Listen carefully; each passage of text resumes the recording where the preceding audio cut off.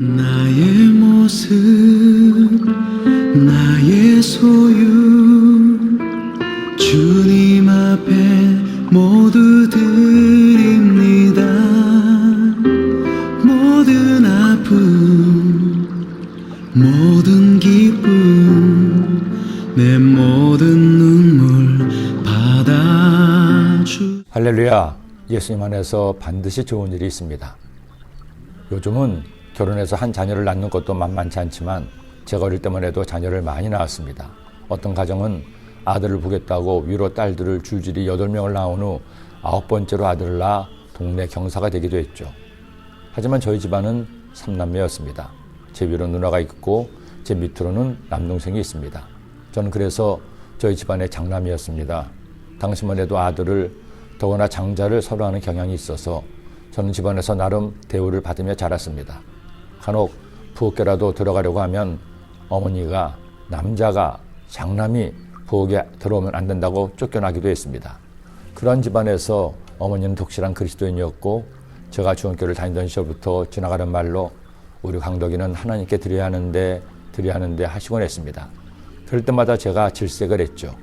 그런 제가 주의 종의 소명을 받아 신학교에 들어갔습니다. 여도 순복의 전도사로 사역을 하다가 지난 1989년 목사 안수를 받았습니다.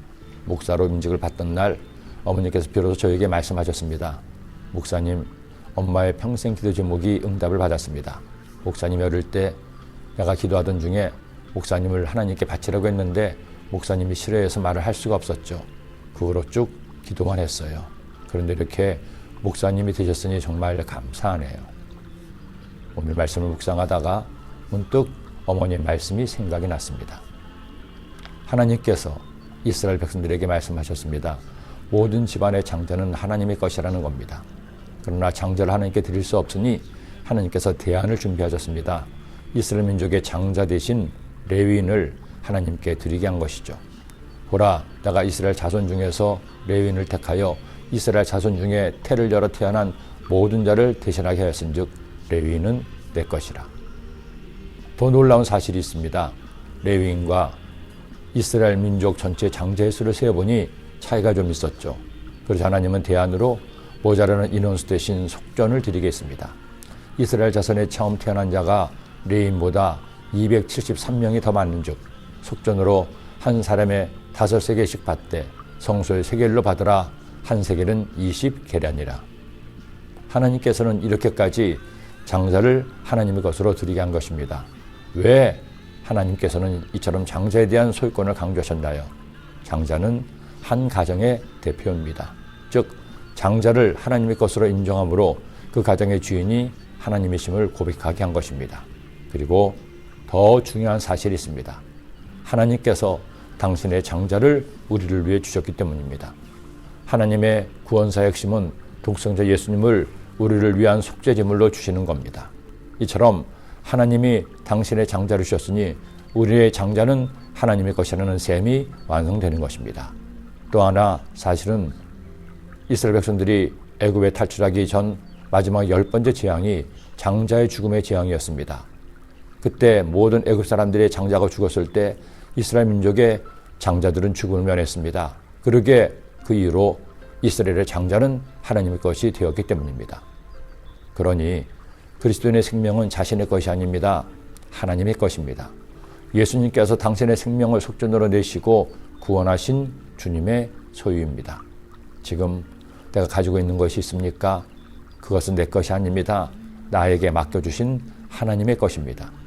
지금 내가 소중하게 여기는 그 무엇이라 하더라도 사실은 내 것이 아닙니다. 내가 가진 재물도, 내가 사는 집도, 내가 사랑하는 자녀도, 심지어 나의 생명도 주님이 값을 지불하고 사셨기에 주님의 것임을 깨닫고 주님이 기뻐하신 일에 나를 드릴 때 우리는 더 온전한 주님의 사람이 될 것입니다. 어머니의 서원 때문이었는지 주님의 뜻이었는지 저는 그렇게 주의 종이 되었습니다. 하지만 저는 저희 자녀들에게는 그런 부담을 주고 싶지 않았습니다. 그래서 어릴 때부터 하고 싶은 것을 하라고 했죠. 그러다 어느 날 독일에 사역할 때 아들아이가 조심스럽게 제게 물어봤습니다. 아빠, 내가 신학을 공부하면 어떨까요? 제가 말했죠. 너도 알다시피 목회는 쉬운 일이 아니야. 그리고 주의 종이 되는 것은 부모가 결정할 일이 아니고 주님과 너의 문제이니 네가 알아서 결정해라. 결국 아들아이는 알아서 결정하고 신학교에 들어갔습니다. 그리고 이제는 목사로 사명을 감당하고 있으니 세상 만사 모든 일은 하나님의 뜻 안에 있음을 새삼 깨닫습니다. 사랑하는 여러분, 잊지 마세요. 우리는 주님의 것입니다. 그런 우리를 주님이 책임지실 겁니다. 강하고 담대하십시오. 감사함으로 주님께 자신을 드리십시오. 여러분은 주님의 것입니다. 기도드립니다. 사랑의 주님, 나의 소유권이 나에게 있지 않고 주님께 있음을 깨닫게 하시니 감사합니다.